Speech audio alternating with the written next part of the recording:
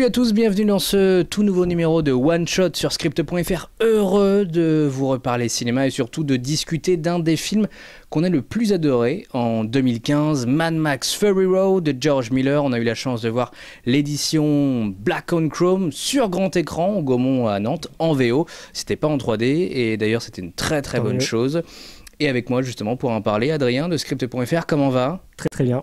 Alors, je vais pas te dire si t'attendais le film. Je l'attendais énormément, en effet. Je suis un grand fan de Mad Max. Donc, ce Fury Road, je l'ai vu 2 fois en couleur. Et donc, j'attendais avec grande impatience la version Black and Chrome. Alors, ce qui est en fait assez marrant, c'est que voilà, Warner a décidé de proposer quelques projections de manière assez inédite partout en France. Voilà, si d'ailleurs vous n'avez pas dans votre ville un cinéma qui diffuse Fury Road version Black on Chrome, n'hésitez pas à leur suggérer cette projection. En plus, ça a bien marché à Nantes, il y a eu beaucoup de monde. Oui, tout à fait. Ouais. Et ce qui est assez marrant, c'est qu'en fait, cette édition a déjà été proposée à la vente il y a plusieurs mois en Blu-ray et tu l'avais acheté. Oui, comme un grand fan, je l'avais acheté, mais heureusement que j'ai écouté ton conseil de ne pas encore regarder. Je voulais le regarder avec toi, et donc heureusement qu'il y a eu cette sortie, et on a pu le regarder ensemble sur grand écran. Voilà, sur grand écran, si vous n'avez jamais vu Mad Max Fury Road, que ce soit la version couleur ou noir et blanc, enfin Black on Chrome, on vous conseille très clairement d'aller voir le film sur le grand écran parce que c'est un film qui est fait pour ça. Ça a remporté plein d'Oscars techniques, ça se justifie. C'est un film qui mérite une caisse de résonance, du gros son, un grand écran. Et est-ce que tu trouves justement que cette version Black on Chrome, alors que la version couleur était top, franchement, la photographie était géniale. Est-ce que tu trouves justement que cette version Black on Chrome a apporté quelque chose peut-être de différent à Mad Max ? Alors, elle a apporté pas mal de petits points, surtout visuellement sur les personnages, sur les visages, les expressions, beaucoup les personnes âgées, les rides. Donc, le travail vraiment des gros plans était vraiment bien mis en avant avec ce Black and Chrome. Et il me semble que tu avais bien apprécié toi aussi les séquences de nuit, parce que je trouve qu'elles sont très réussies. Ouais, je dois avouer qu'en fait, ce qui me faisait un peu craindre, c'était effectivement les scènes de nuit. Parce que c'est pas ce que j'avais le plus adoré dans la version couleur, mais voilà, j'étais assez curieux de voir en fait ce que ça pouvait donner en noir et blanc. Et en fait, je dois avouer que c'est les meilleures scènes en fait, parce qu'on est sur un noir et blanc, mais qui est très lisible, qui est très clair en fait. Oui. Il y a peu de nuances qu'on peut avoir sur les scènes de désert, par exemple, où il y a beaucoup de choses, comme tu le disais, sur le visage, ils sont sales, enfin voilà. Oui. Et en fait, sur la version, sur les scènes de nuit, il y a une bonne vingtaine de minutes de scènes nocturnes, en fait, ça passe crème, c'est un noir et blanc qui est très différent de ce qu'on peut voir sur les scènes d'action dans le désert pendant les 3/4 du film en fait. C'est vrai que c'est un noir et blanc pour les scènes de nuit qui est clair en fait. C'est vrai que c'est lumineux, si on peut appeler ça lumineux pour les scènes de nuit, mais on ressent beaucoup plus les émotions, l'ambiance en fait, cette ambiance un peu de solitude, un peu glauque. Oui, très glauque, ouais. Je suis assez d'accord. Ouais. Mais et surtout ce Black and Chrome permet de... Moi ça m'a fait penser à toutes les séquences de cinéma des années 20-30, l'expressionnisme allemand, Fritz Lang, Metropolis. C'est vrai que toutes les scènes pas de départ, mais quasiment en fait toutes les scènes avec où il y a la chute d'eau, il y a tout ce côté mécanique, toutes ces personnes qui travaillent. C'est vrai que déjà il y a beaucoup de thèmes qui sont liés à ces films des années 20. Effectivement, tu parlais de Fritz Lang, etc.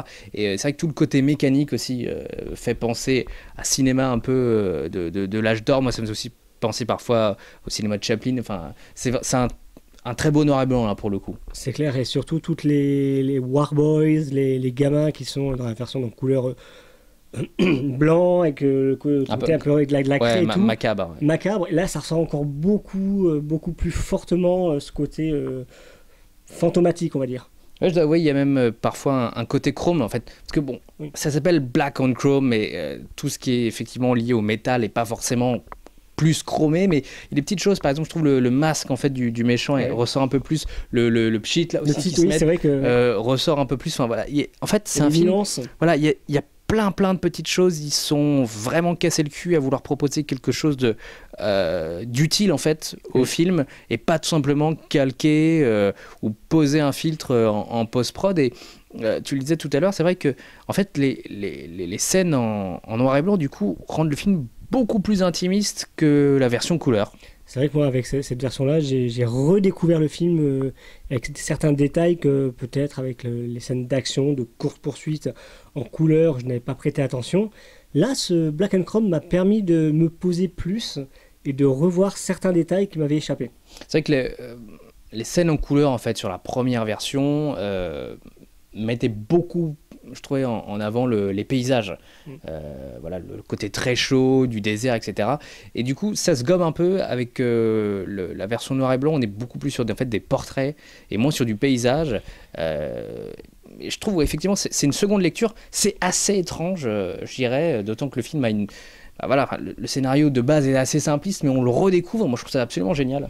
Moi, ça m'a fait beaucoup penser aussi le côté artistique, photographique, avec les scènes des favorites de Immortal Joe, avec leur longue robe blanche, le côté un peu sexy, dénudé, les portraits de ces jeunes femmes-là, on dirait de la photo en fait. Ouais, c'est vrai qu'il y a un côté très photographique. Et voilà, ça ne fait que souligner, je trouve, la beauté et encore une fois le travail qui a été très important en pré-production, pendant le tournage, en post-production. Enfin, voilà, Fury Road, c'est un film qui a pris beaucoup de temps à se faire. C'est un film qui n'a pas eu le succès vraiment mérité, ce qui est complètement dingue parce qu'aujourd'hui tout le monde gueule parce que voilà, on nous fait du Marvel à gogo ou de la franchise, etc. Alors que Fury Road, c'est un film, certes, qui faisait partie d'une franchise, mais voilà, qu'on n'avait pas revu depuis très longtemps.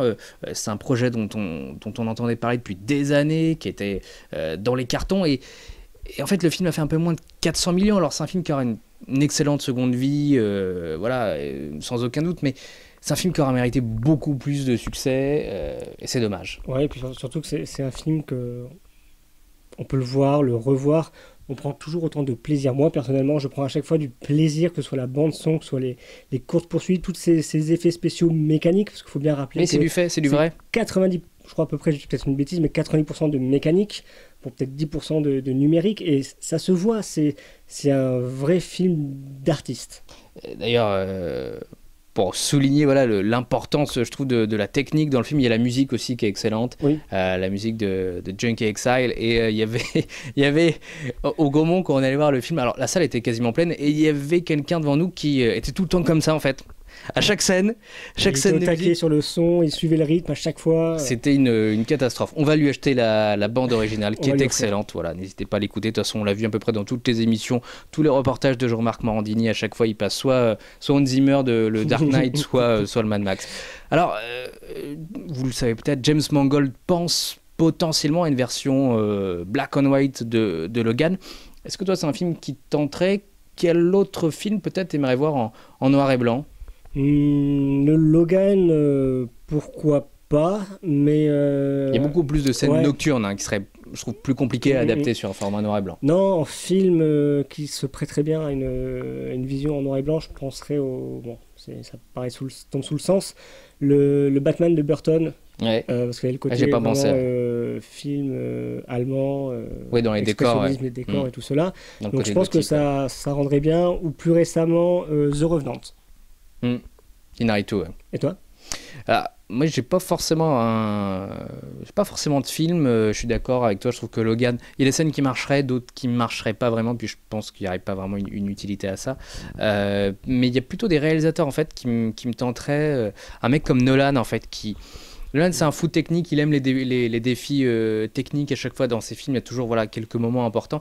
Et je pense que si demain il utilisait le noir et blanc, en fait, il y aurait une véritable utilisation en fait, de ces deux couleurs. Un retour aux sources. Un retour aux sources, ouais, alors que par exemple, tu vois, sur Dunkerque, il va justement pas du tout utiliser ces recettes un peu faciles du film historique, des filtres ou du noir et blanc, voilà, ça va pas du tout être ça. Je serais assez curieux de voir ça. Et puis un mec comme Terrence Malick en fait, qui pour certains se caricature, mais qui est un réalisateur très visuel, qui a une façon en fait de raconter un film assez différente.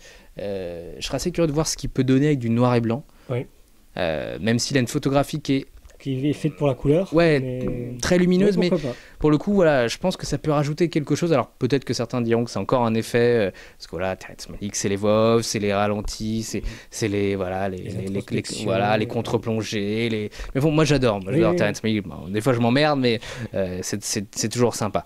Un dernier mot comme sur Mad Max, on parle d'une suite spin-off prequel. Est-ce que toi, il y a un perso peut-être que tu aimerais voir sur un nouveau Mad Max? On se doute qu'il y en aura un autre. Il y a tellement de persos, il y a tellement de personnages secondaires qui sont vraiment à travailler ou à découvrir.